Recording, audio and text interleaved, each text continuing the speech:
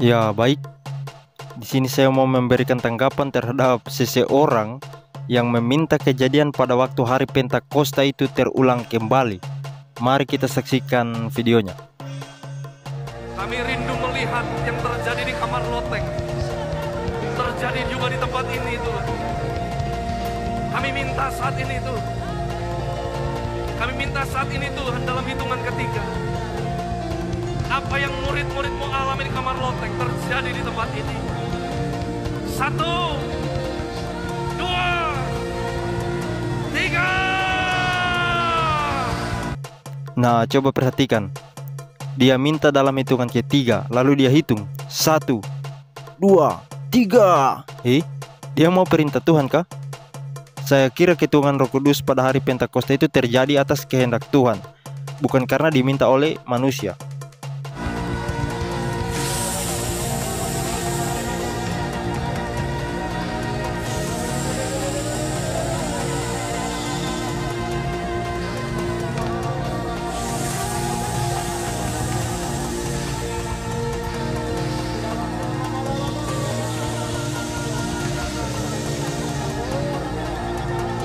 Let your fire! Let your fire! Let your fire! Itulah kumpulan orang-orang bodoh. Sebelum lanjut, dia bilang, "Let your fire," berikan apimu. Lidah-lidah seperti nyala api, kata Alkitab.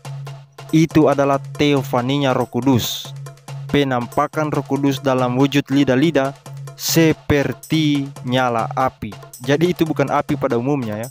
Dia ini minta api untuk apa? Mau kasih hangus kamu? Bagi saya itu adalah istilah yang terlalu berlebihan ya, atau sok-sokan.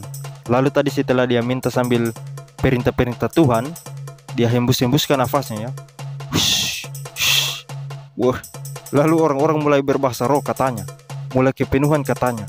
Mereka kira seperti itu bahasa roh dalam Alkitab. Mereka kira seperti itu kepenuhan dalam Alkitab. Kalau seperti itu kepenuhan yang terjadi pada murid-murid pada waktu itu, pada waktu hari Pentakosta itu, maka tidak akan ada gunanya sama sekali. Raba. Apa artinya itu? Meraba. Apa mau diraba? Dada. Apa itu dada? Kayak suara katak saja mereka ini. Malahan masih lebih baik katak. Masih lebih berirama suara katak daripada mereka ini.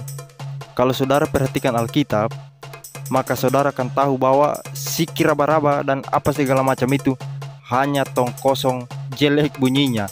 Sudah kosong, jelek lagi bunyinya. Alkitab jelas, ketika para murid berbahasa lidah, orang banyak yang ada di situ mendengar para murid-murid berbicara dengan bahasa mereka sendiri. Mereka mengerti apa yang dikatakan oleh para murid, walaupun mereka beda suku, beda daerah. Kisah Para Rasul 2 ayat 7. Ya, saya mulai dari ayat 7 sampai ayatnya yang ke-11. Mereka semua tercengang-cengang dan heran, lalu berkata, "Bukankah mereka semua yang berkata-kata itu orang Galilea?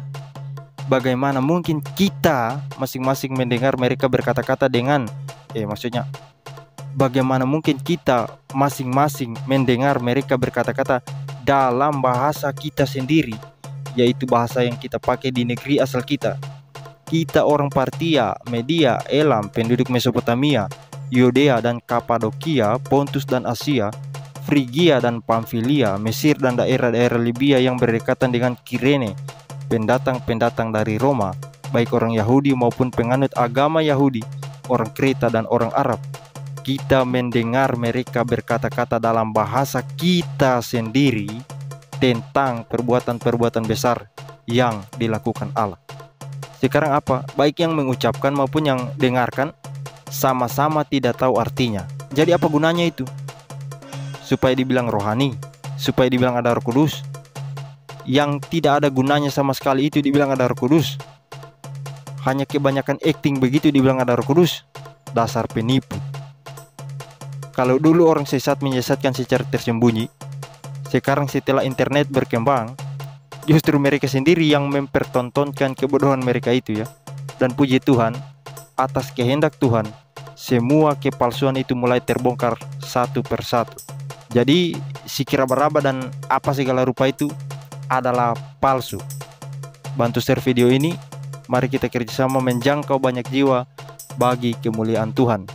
Dan sekian.